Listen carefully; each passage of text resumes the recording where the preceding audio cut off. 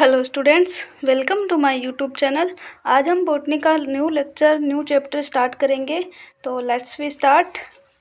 आज का हमारा चैप्टर है चैप्टर नंबर 3, वनस्पति जगत या फिर पादप जगत।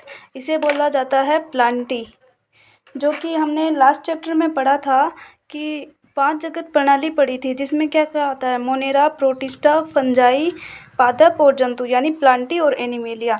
तो आज हम इसमें जो पादप जगत है, हमारा ये वाला पादप जगत है, इसको हम डिटेल में पढ़ेंगे। तो ओके, स्टार्ट करते हैं। जो वनस्पति जगत है या फिर पादप जगत है, उसके बारे में हम क्या जानते हैं? तो ये सब तो हमने पहले से पढ़ रखा होता है, तो ये तो आपको पता होना चाहिए कि वनस्पति जगत या फिर पादप जगत स्वपोषी होते हैं। पादप ये प्रकाश संश्लेषण करते हैं, खुद का भोजन स्वयं बनाते हैं। फिर होती है कि इनमें कोशिका भित्ति पाई जाती है, और ये किससे बनी होती है? ये कोशिका भित्ति सेलुलोज से बनी होती है। फिर है कि ये जो पादप जगत है या फिर पादप है, ये यूकेरियोटिक होते हैं, यानी इसमें केंद्रक उपस्थित होता है और इसमें राइबोसोम भी उपस्थित होते हैं। यूकेरियोटिक में राइबोसोम एटीएस प्रकार के पाए जाते हैं। साथ में पादप है एक कोशिकीय नहीं है, ये बहुकोशिकीय जीव होते हैं, बहुत सारी कोशिकाओं से मिलकर बने हुए होते हैं। फिर इसमें है कि यूकेरियोटिक है और इसमें सभी झिल्ली युक्त कोशिकांग उपस्थित होते हैं, यानी जितने भी सेल ऑर्गेनल्स होते हैं, कोशिकांग होते हैं, वो सारे इसमें उपस्थित होते हैं झिल्ली युक्त। यानी झिल्ली तो केंद्रक के भी होते हैं, केंद्रक भी इसमें उपस्थित होगा, तभी तो ये यूकेरियोटिक है। फिर आता है कि इसमें और क्या होता है, इसमें हरित लवक यानी क्लोरोप्लास्ट और साथ में पर्णहरित ये भी पाया जाता है, जिनके कारण इनका रंग हरा होता है। इसके अलावा इसमें और भी सारे वर्णक पाए जाते हैं, जिनकी वजह से जैसे इनका अलग अलग कलर होता है, कोई में गुलाबी, पीला, हरा, इस टाइप से। जैसे लास्ट चैप्टर में पहले भी मैंने बताया था कि जो हमारा होता है टमाटर का लाल रंग क्यों होता है, गाजर का वैसे रंग क्यों होता है, तो ये सब इस चैप्टर में हम पादप जगत को ही पूरा डिटेल से पढ़ेंगे। तो ओके, पिछले अध्याय में हमने व्हिटेकर 1969 RH व्हिटेकर ने क्या किया था, 1969 में जो 5 जगत प्रणाली है वो उसने दी थी। 5 जगत प्रणाली में कौन कौन से किंगडम आते हैं? मोनेरा, प्रोटिस्टा, फंजाई, एनिमेलिया तथा प्लांटी आते हैं। अब ये जो प्लांटी है वो इस चैप्टर के बारे में है, तो ये हम पूरा डिटेल में पढ़ेंगे। लास्ट चैप्टर में जो 10 लाइनें लिखी हुई थी इस चैप्टर में, तो वो मैंने छोड़ दिया था। अब आज हम इसे पूरा डिटेल से पढ़ने वाले हैं।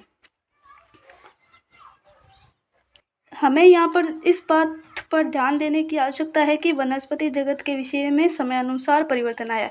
हमें इस पर ध्यान देने की जरूरत नहीं है, आगे से पढ़ो। फंजाई, कवक तथा मोनेरा प्रोटिस्टा वर्ग के सदस्य। पहले क्या था कि कुछ जगत थे, जैसे कवक थे, मोनेरा और प्रोटिस्टा। इनके जो सदस्य हैं, इनमें क्या होता है कि कोशिका भित्ति पाई जाती है।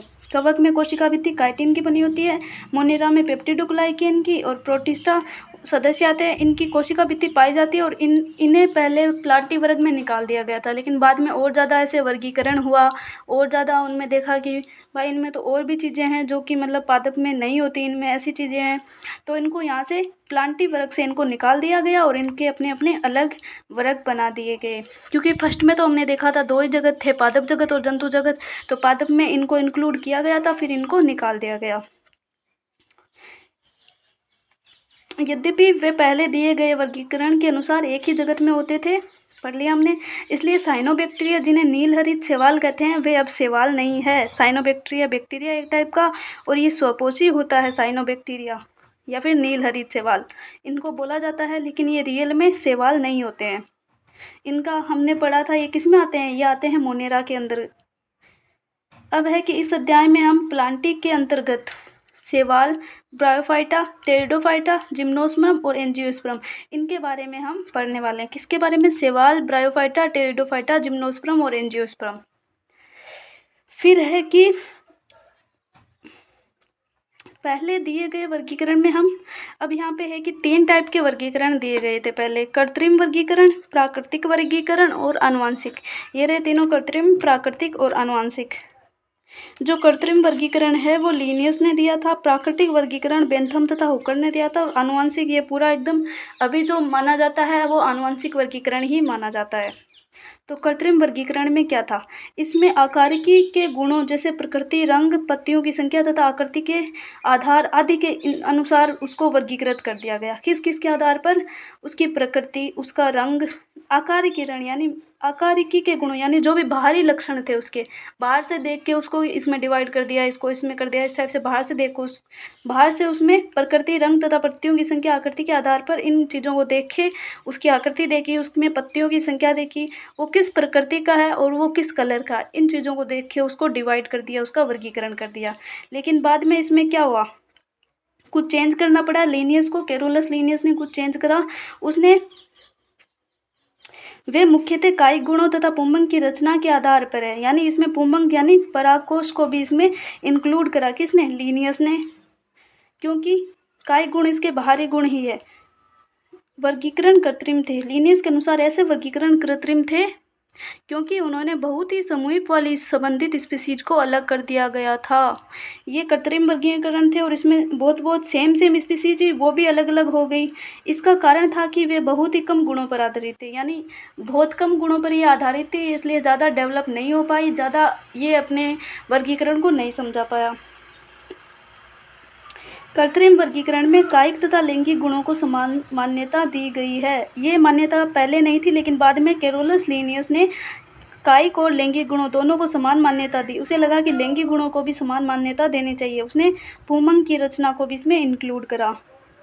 अब ये स्वीकार नहीं है, इसकी क्या कमी रह गई कि भाई ये स्वीकार नहीं की, क्योंकि हम जानते हैं कि कायिक गुणों में प्राय पर्यावरण के अनुसार परिवर्तन हो जाता है। जो भी उसके कायिक गुण है उनमें प्राय जो हमारा इन्वायरमेंट है, पर्यावरण, उसके अनुसार उसमें परिवर्तन हो जाता है। इसके विपरीत किस टाइप से इसमें पर्यावरण के अनुसार वो परिवर्तन हो जाता है, क्योंकि जैसे पत्ते झड़ जाते हैं, फूल भी झड़ जाते हैं, उस टाइप से इसमें पर्यावरण से उसमें जो परिवर्तन आ जाता है, इसलिए ये सफल नहीं हो पाया। और साथ में इसमें लैंगिक जनन को उतनी ज़्यादा महत्व नहीं दी, इसमें पुष्प को तो, फूल को तो इंक्लूड ही नहीं करा इन्होंने, इसलिए ये फेल हो गया। बस इसमें इतनी चीज़ है कि कैरोलस लिनियस ने इसमें लैंगिक लक्षणों को, यानी बाहरी लक्षणों के अलावा लैंगिक लक्षणों को भी इसने इम्पोर्टेंस दी। लैंगिक लक्षणों में क्या, परागकोश को इसने इंक्लूड करा था इसमें। फिर आया प्राकृतिक वर्गीकरण, सेकंड हमारा, जिसको दिया था जॉर्ज बेंथम तथा जोसेफ डॉल्टन हुकर ने। याद रखना, यहाँ से पहले भी क्वेश्चन पूछा गया है नीट में। तो प्राकृतिक वर्गीकरण किसने दिया था, जॉर्ज बेंथम तथा जोसेफ डॉल्टन हुकर ने। बेंथम तथा हुकर याद रख लो इजी। इसमें क्या हुआ कि प्राकृतिक वर्गीकरण जीवों में प्राकृतिक संबंध तथा बाह्य गुणों के साथ साथ भीतरी गुणों, इसमें प्राकृतिक संबंध तथा बाह्य गुण आए, यानी कायिक गुण, साथ में भीतरी गुण यानी आंतरिक गुण। उसके आंतरिक लक्षण में क्या क्या शामिल हुआ, यानी आंतरिक लक्षण में उसकी आंतरिक संरचना आ गई, उसका कोशिका का संगठन आ गया, जैव रासायनिक लक्षण आ गए, भ्रूण विज्ञान यानी एम्ब्रियोलॉजी, ये सब इसमें आ गए। परारचना यानी उसकी आंतरिक रचना, शरीर, भ्रूण विज्ञान यानी उसकी एम्ब्रियोलॉजी, उसमें कैसे भ्रूण का विकास होता है वो सब। फिर पादप रसायन, पादप रसायन का मतलब आ गया कि इसमें प्रोटीन और वसा, ये सब इनको इंक्लूड करके जो प्राकृतिक वर्गीकरण है वो दिया गया। पुष्पी पादपों के इस वर्गीकरण को जॉर्ज बेंथम तथा जोसेफ डॉल्टन हुकर ने सुझाया। मैं फिर से बता रही हूँ, इसको याद रखना, ये इम्पोर्टेंट है। इसमें क्या किया, इसमें पुष्प को भी इंक्लूड किया गया था। तो प्राकृतिक वर्गीकरण समझ आ गया। अब हम नेक्स्ट पढ़ेंगे आनुवांशिक या जातिवर्तीय वर्गीकरण। ये हमारा लास्ट है, थर्ड वर्गीकरण। पहले तो ये देखते हैं कि इसमें क्या नई चीज़ है कि जो प्राकृतिक वर्गीकरण में नहीं थी। तो इसमें आनुवांशिकी को सम्मिलित किया गया है। बाकी वो तीनों लक्षणों के साथ में बाहरी आंतरिक लक्षण है, साथ में आनुवांशिकी भी यानी हेरिडिटरी भी इसमें शामिल हो गई। तो ये हम मान सकते हैं कि प्राकृतिक वर्गीकरण की कमी क्या है कि उसने आनुवांशिकी को शामिल नहीं किया। उसकी एक कमी ये भी और है कि जो एक बीजपत्री और जो द्विबीजपत्री पादप होते हैं उनके साथ ही उसने अनावृत बीजी पादपों को शामिल कर दिया गया था। अनावृत बीजी पादप यानी जिम्नोस्पर्म, उनको साथ में इंक्लूड कर दिया, इसलिए वो फेल हो गया। तो लास्ट है हमारा जातिवर्तीय वर्गीकरण या फिर आनुवांशिक वर्गीकरण। तो वर्तमान में हम जातिवर्तीय वर्गीकरण तंत्र जो विभिन्न जीवों में विकासीय संबंध पर आधारित है, इसी को स्वीकार करते हैं। ये किस पे आधारित है, विकासीय संबंध। इससे ये पता लगता है कि समान टेक्सा के जीव के पूर्वज एक ही थे। जो समान टेक्सा है मतलब समान वर्ग जाति संघ जो भी है, उनके जो पहले के जीव है वो सब एक के एक ऐसे पूर्वज थे, एक पूर्वज था फिर उसी से आगे जीव बने हैं। इस टाइप से ये माना गया है जाति प्रति वर्गीकरण के अनुसार। अब हम वर्गीकरण की कठिनाइयों को हल करने के लिए विभिन्न सूचनाओं तथा अन्य स्रोतों का उपयोग करते हैं। ये तब और भी कठिन हो जाता है उनके पक्ष में कोई भी जीवाश्म प्रमाण उपलब्ध नहीं हो। अगर उनका कोई भी जीवाश्म प्रमाण यानी उसकी हड्डियाँ वगैरह उनसे मतलब और ज़्यादा उसके बारे में इंफॉर्मेशन निकाली जाती है, तो अगर वो कुछ उपलब्ध ही नहीं है तो हम बिल्कुल भी नहीं निकाल सकते। इसमें 3 चीज़ें और है कि एक संख्यात्मक इसमें वर्गीकी दिखाई गई है, संख्यात्मक वर्गीकी, कोशिका वर्गीकी और रसायन वर्गीकी। जो इसमें संख्यात्मक वर्गीकी है वो सबसे ज़्यादा इम्पोर्टेंट है। संख्यात्मक वर्गीकी में क्या है कि जिसे अब सरलता से यहाँ पे गलत लिखा कंप्यूटरीकृत, यानी इसमें कंप्यूटर का उपयोग किया गया। सभी अवलोकनीय गुणों पर ये आधारित है जिसको अवलोकन किया जा सकता है, ऑब्जर्व किया जा सकता है। सजीवों के इसका क्रम क्या है कि सजीवों के सभी गुणों को एक नंबर तथा एक कोड दिया गया। जितने भी गुण हैं उनको एक कोड दे दिया, नंबर दे दिया उनको। फिर इसके बाद इसे फिर उसको प्रोसेस किया और जितने भी उसके गुण थे सारे सेम थे, वो एक टाइप से आ गए। इस प्रकार प्रत्येक गुण को समान महत्व दिया गया और उसी समय सैकड़ों गुणों को ध्यान में रख सकते हैं। एक टाइम में पहले तो इसकी इम्पोर्टेंस ये होगी कि एक टाइम में हम बहुत सारे गुणों को साथ में ध्यान रख सकते हैं कंप्यूटर के द्वारा। फिर है कि सभी प्रकार के प्रत्येक गुण को इसमें समान महत्व दिया गया, सभी को बराबर रखा गया है, इसीलिए ये संख्यात्मक वर्गीकी ज़्यादा इसमें फेमस है। फिर आती है सेकंड कोशिकीय वर्गीकी। जो कोशिकीय वर्गीकी है, कोशिका के लक्षण का अध्ययन किया जाता है। इसमें कोशिका के लक्षण का अध्ययन किया जाता है। कोशिका के क्या लक्षण है? अब कोशिका में तो क्रोमोसोम होता है, तो क्रोमोसोम की इसमें संख्या देखेंगे, उसकी संरचना देखेंगे और उसका व्यवहार, क्रोमोसोम का व्यवहार यानी उसका विभाजन किस टाइप से होता है, सेल डिवीजन में कोशिकीय विभाजन में किस टाइप से होता है, तो वो हम कोशिका वर्गीकी में अध्ययन करते हैं। फिर हमारा लास्ट है इसमें रसायन वर्गीकी। रसायन वर्गीकी में हम क्या देखते हैं? डीएनए और आरएनए की संरचना देखते हैं। जैसे लेटेक्स और रेजिन हो गया, इनका अध्ययन किया जाता है। मतलब हम सीधा बोले तो इसमें रासायनिक लक्षणों का अध्ययन किया जाता है। रसायन वर्गीकी में रासायनिक लक्षणों का अध्ययन किया जाता है जो पादपों के रासायनिक कारकों का उपयोग करते हैं। रासायनिक कारक मैंने बता दिए, डीएनए, आरएनए और लेटेक्स और रेजिन हो गए। Okay, thank you guys. बाकी हम चैप्टर 1 कंप्लीट कर देंगे। अच्छे से पढ़ाई करिए।